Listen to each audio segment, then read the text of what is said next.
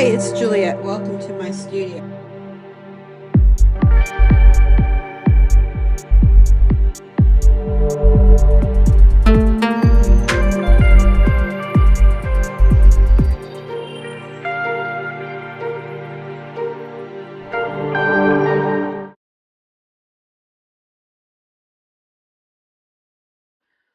Hi, it's Juliet. Welcome back to my studio.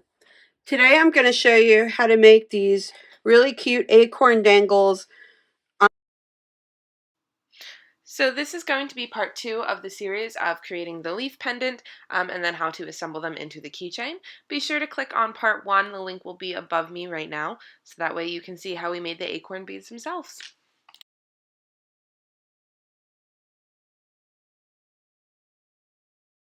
First I'm going to show you how I prepare to make the leaves. So I'm using the 24 gauge canthal wire, and I cut about a 3-inch length, 2.5-inch length, and I bend it into this U shape here. And then I put it into my holding tool and slide up the collar. I got this one from Bronwyn Heilman, and I like it because it has a long handle and it's easy to rotate in the flame, unlike if you were using hemostats or something like that. And the way this is set up, you can handle pretty thin wire without a problem. So you put it in there and you want to have both of these arms kind of sticking out a little bit separately, sort of like an antenna. That'll allow you to make 2 little leaves at the same time and get them to match. I also have a headpin video on making paired leaves like this for earrings, but it's basically the same technique that I'll be using here to make this little dangle. Okay, as before, we want to just heat the tips of a wire, maybe 1/4 an inch, if that far, 1/8 of an inch. You just have to get it go the pink glow once, and then that's about it.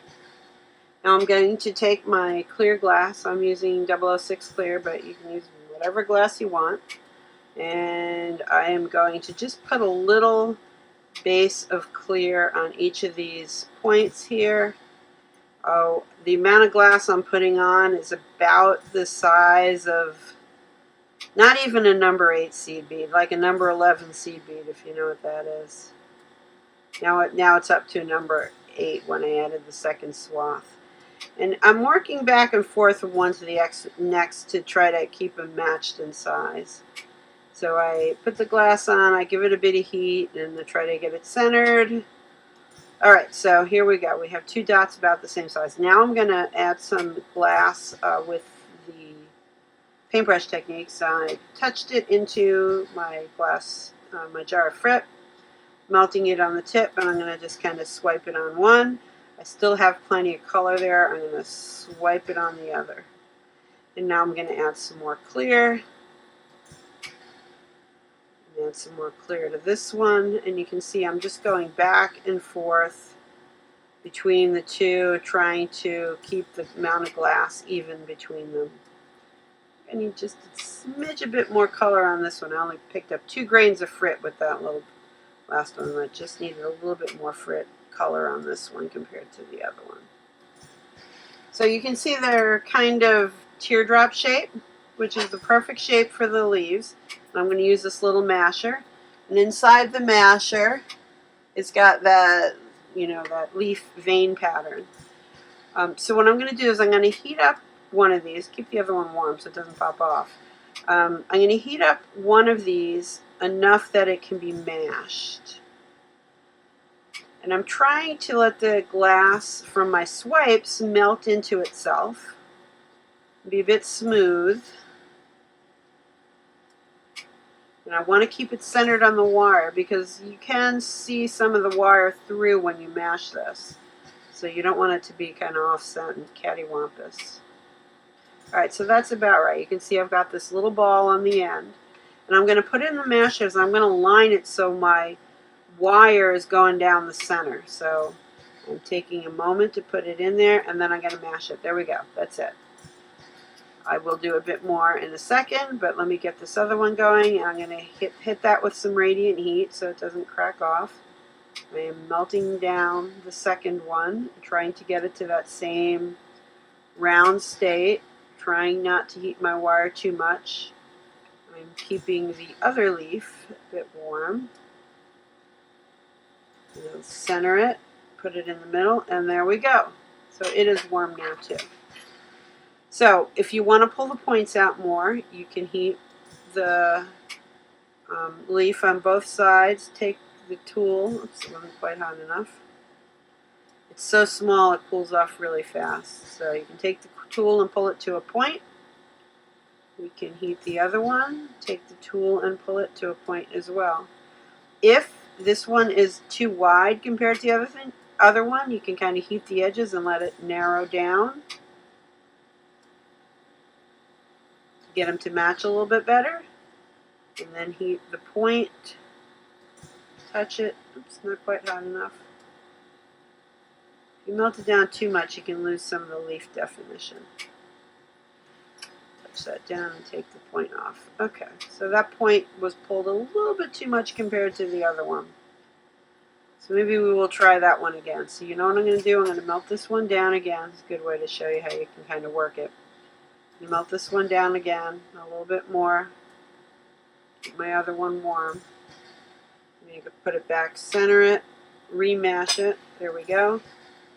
I'm going to heat the point and pull just the point out because I think the width is okay now. I'm going to heat the point and pull it out. There we go.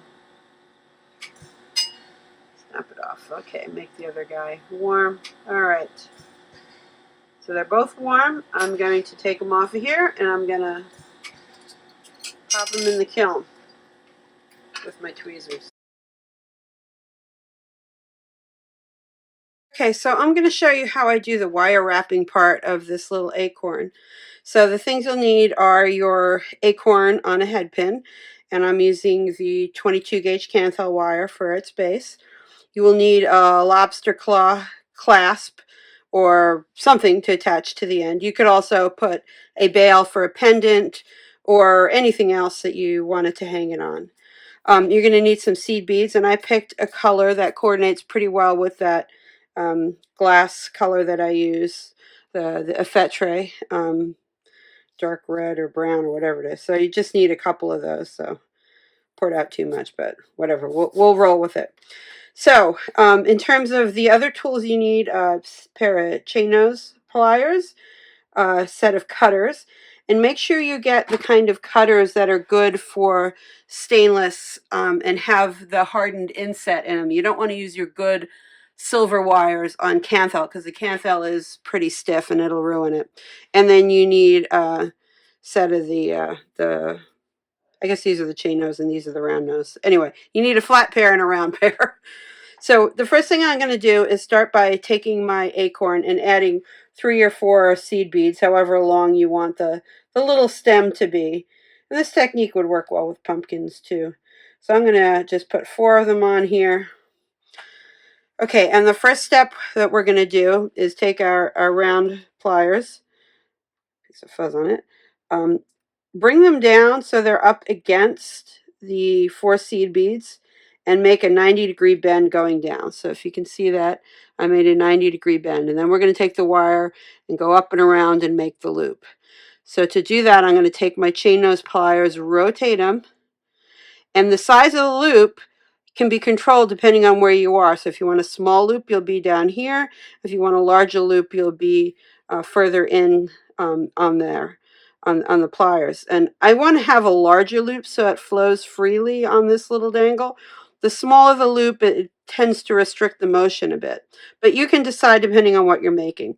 So then I'm going to do is take my finger and push it up around my round pliers, and that's going to make the circle. And then I'm going to rotate it a bit to kind of complete the circle. And I'm going to end where it goes off basically in the direction we started. So it goes up, around, and then straight off. You can see where they're overlapped a little bit right in there. So now at this point, I'm going to attach this. If you wanted to just leave a loop and then use some sort of a different kind of a connector, a jump ring, you can do that. I wouldn't recommend just a single jump ring. You'd have to use the kind that are doubled over, otherwise it'll pull off, or just do it this way. and put it on, and it's captive. You don't have to worry about it falling off.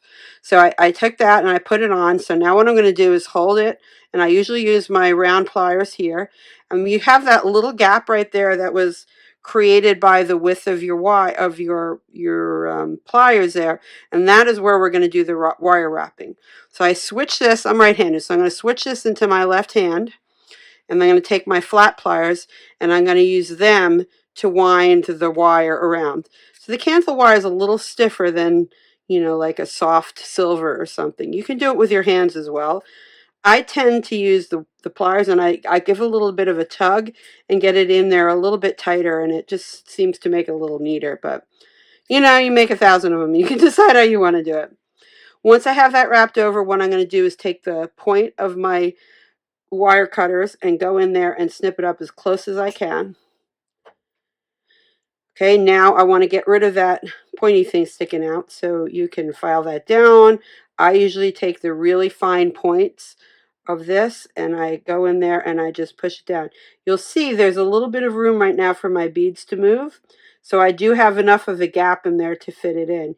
You want to be careful, because if you squeeze the glass bead, you're going to crack it and it's going to come off. Or if you didn't leave enough room to point that tip in there, the pressure of the wire fitting in there with only so much room can crack them off. So I usually just take the point here, go in there very carefully, and just squish that little top edge in so that it's not sticking out and it's not going to snag on any clothes or anything. So there we go. You could do the same thing when you're ready with your leaf. The way I showed how to make the leaves, you usually get 2. So you could add 1 like this, and I added a few seed beads as well, or add 2. Since the leaf is smaller, I use the thinner gauge of Canthil, and it's much easier to do the wire wrapping with the thinner gauge. Well, guys, this was another fun tutorial. Thanks for watching. And if you were a part of the ISGB swap, then thank you for participating in that. We love seeing all of the cool work that you guys create. Be sure to subscribe and click on part 1 right here if you haven't already watched it. Thanks.